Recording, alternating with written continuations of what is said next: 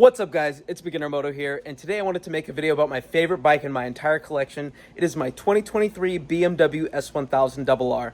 I love this bike. It is fast, it looks amazing, it rides really well, but there are 5 things that I dislike the most about this bike that I wanted to make this video about. Stay tuned guys, and let's get into it. Alright guys, so let's kick things off, and I'm going to start with the things that I dislike the least about this bike and move my way to the things that I dislike the most. And this is my bike as it sits right now, and the thing that I dislike the least about this bike is the stock exhaust that comes with it. Now, the stock exhaust isn't necessarily bad, but it's very heavy and it's very quiet. And so what I did is I changed to an Acropovic header and that slip-on that I have right there. And what that allows me to do is I can swap back and forth between the stock muffler that I had and this little short one. And the stock one is still plenty loud with this header system, but when you go and put on the little short can, it becomes very, very loud. And I like riding it with it. It sounds really nice, but that's number one. So my number 2 thing that I dislike about this bike is the phone connectivity. Now that's one thing that is advertised on this bike, is that it has really good phone connectivity. And I will say that the app on the phone is pretty good for what it is. But the thing that I don't like about using it is that when you want to use it, it kind of just takes over your whole phone connectivity with your bike. And as you can see, I have a quad lock right here. I actually much prefer just having my Cardo headset connected directly to my phone, because there's a lot of things that you lose, I feel like, when you go and have this phone connected to the bike. What happens is that the bike pretty much becomes the one running the show and not your phone. So you pair your headset to the bike as well as you pair your phone to the bike, and that is what gives you all the functionality when you have the BMW app installed on there.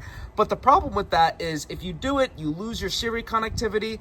And another thing, there's just little quality in life things, like say if you're on a phone call, you're walking out to your bike, you turn it on, there's a delay from when the bike boots up and connects to your headset and connects to your Cardo that is just a lot longer than if you just had your headset connected directly to your phone. So many times I'm talking to a friend on the phone, I just want to get on the bike and ride, and when I just turn my Cardo on, it's just ready to go. I don't have to go and wait for my bike to boot up, wait for the connection to take place, because sometimes it can take like 10 seconds.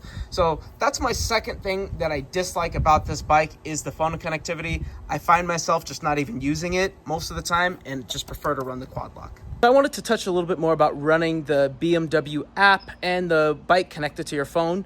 And another issue that comes with it is that if you have multiple bikes that you ride, because how my Cardo, when it's connected to the bike, it becomes very annoying when I want to hop on another bike and the Cardo is sitting there looking for my bike to connect to rather than just connecting to my phone.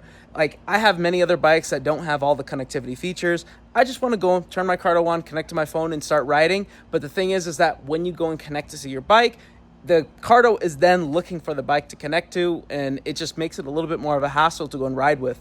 Now, I do have multiple Cardos that I can go and ride with, to where I can have one Cardo just paired up for this bike and then have another Cardo that's just paired to my phone. But then that just becomes another thing that I got to worry about, is that depending on which Cardo or depending on which bike I'm going to be taking, I have to go and figure out which Cardo I'm going to take, which I just don't like dealing with that, which also is just like kind of adds to the case of I just rather just have the Cardo connected to my phone.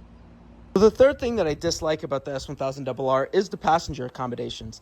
Now, mind you, you typically wouldn't buy a sport bike to have good passenger accommodations, but if this is your only bike, that's going to be an important issue if you want to bring your lady on the back. So this is the size of the stock seat. I typically don't ride with it. I ride with the little cowl right there, but my hand is a glove size medium to large, depending on the brand.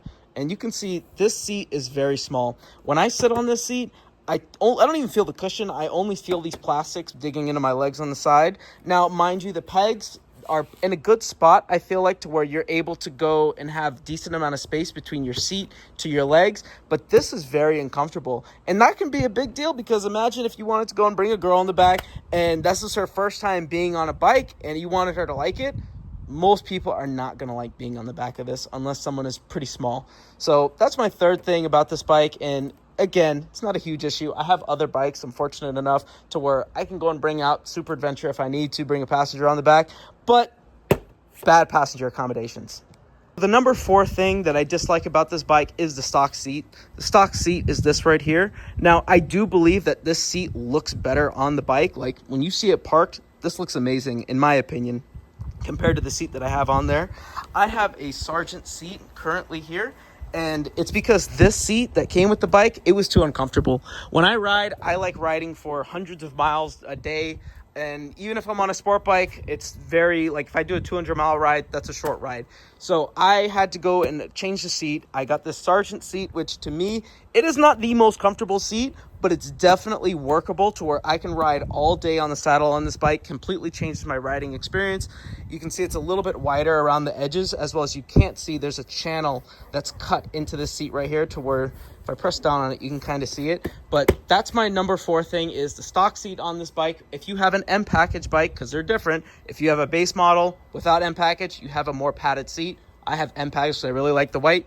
Stock seat sucks in my opinion, so that's number 4. So the 5th and final thing that I absolutely dislike the most about this bike is the power dip.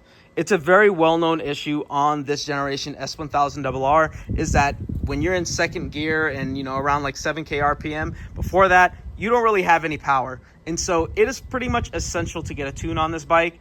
I rode this bike brand new, and before I got the first service, it was agony because the bike just felt so slow.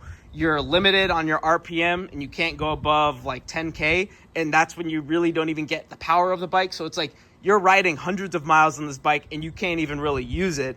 And then after you get the first service, then that's when you're able to actually access the power and higher RPMs.